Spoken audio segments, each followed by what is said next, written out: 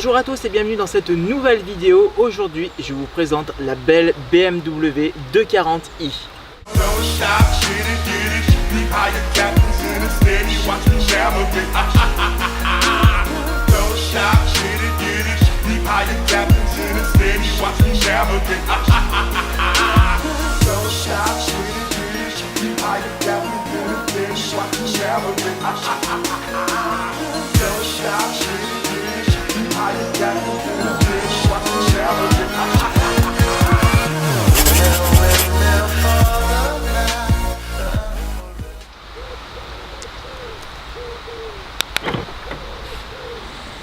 Donc comme je le disais, je me retrouve aujourd'hui avec cette superbe BMW M240i.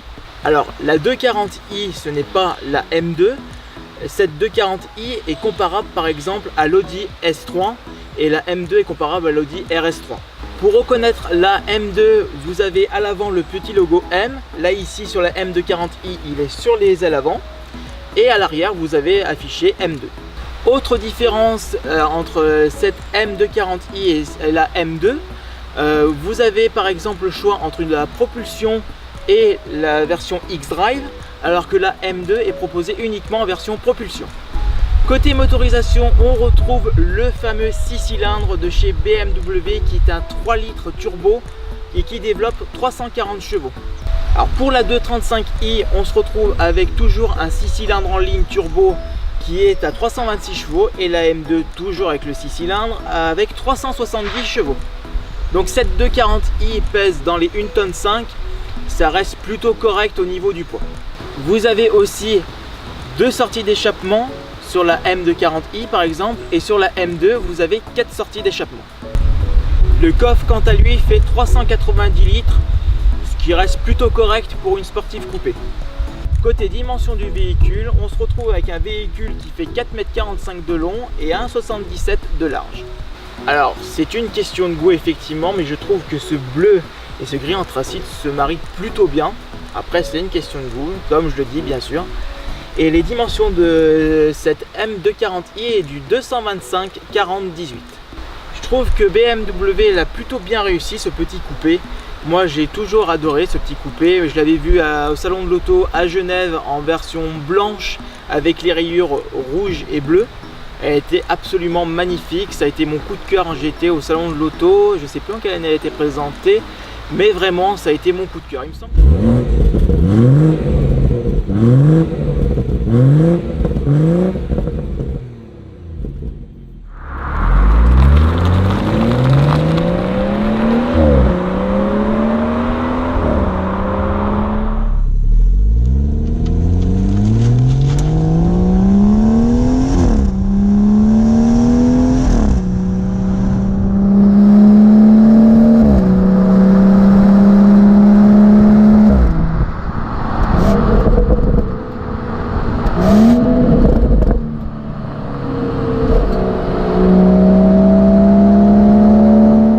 On se retrouve maintenant pour la partie conduite de cette 240i.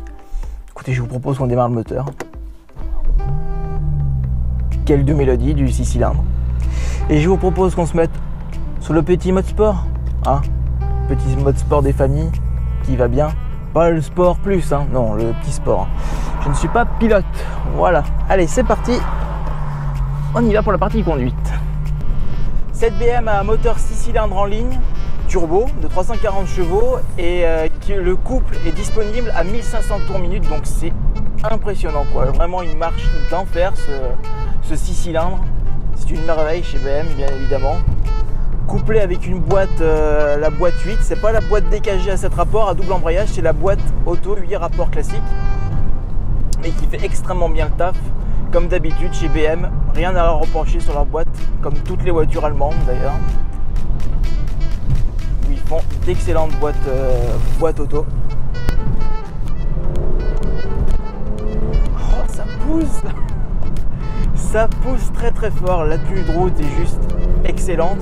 Là on est sur une version X-Drive, donc je pense que pour quelqu'un qui n'a pas trop l'habitude de conduire des voitures un peu sportives, c'est plutôt rassurant d'avoir 4 roues motrices. Alors il faut savoir que le X-Drive marche de base en propulsion, et si le comportement routier est un peu mauvais, à ce moment-là, il passe en 4 roues. Le mode X-Drive, ça marche comme ça.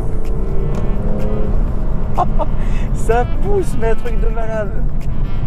En sport, c'est...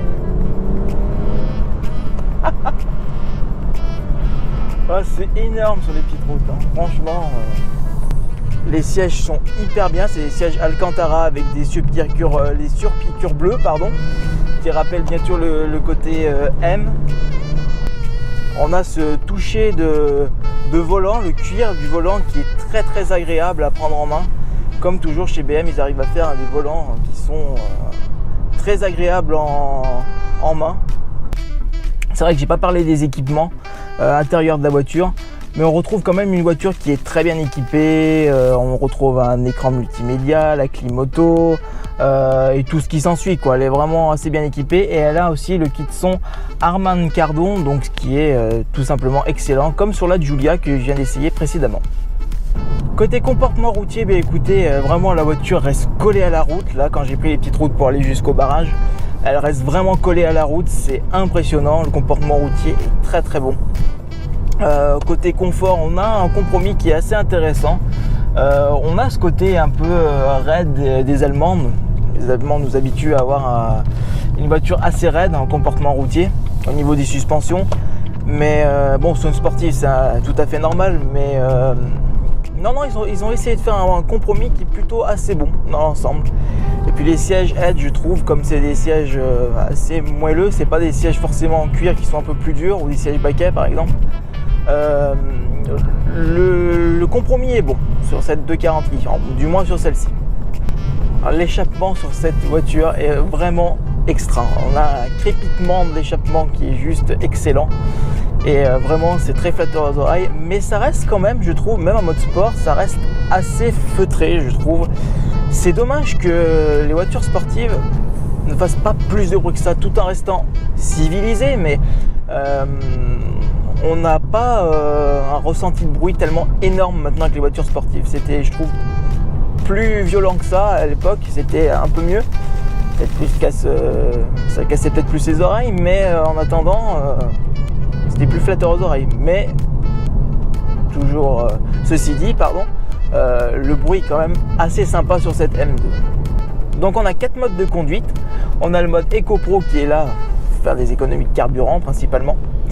On a aussi le mode confort, donc ça allie le comportement, enfin un mode normal et un mode éco. C'est entre les deux, et un confort au niveau de la voiture, je pense aussi.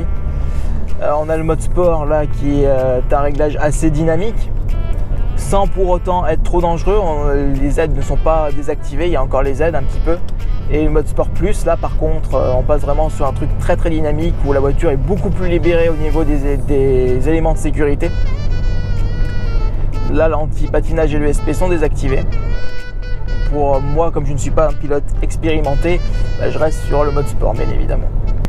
Après, côté sportif, au niveau de l'habitacle, je trouve que ça manque quelques petits éléments pour rappeler un peu la M. Je trouve que c'est un petit peu léger. Alors, j'ai pas en tête l'habitacle de la pure M2, mais je trouve que ça reste quand même assez léger, sobre. Ça, les voitures allemandes sont généralement comme ça, c'est très sobre à l'intérieur.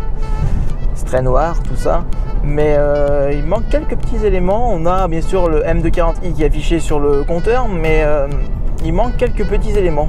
Voilà, je trouve que c'est pas assez poussé aussi au niveau de l'habitacle, au niveau pour appeler le M, quoi. Après, on est sur une M240i, donc c'est peut-être pour ça aussi. Eh bien écoutez, je pense avoir fait le tour de cette BMW M240i. J'espère que la vidéo vous aura plu. Voilà, et je vous dis à bientôt pour de nouveaux essais, une nouvelle vidéo sur la chaîne. À bientôt, salut!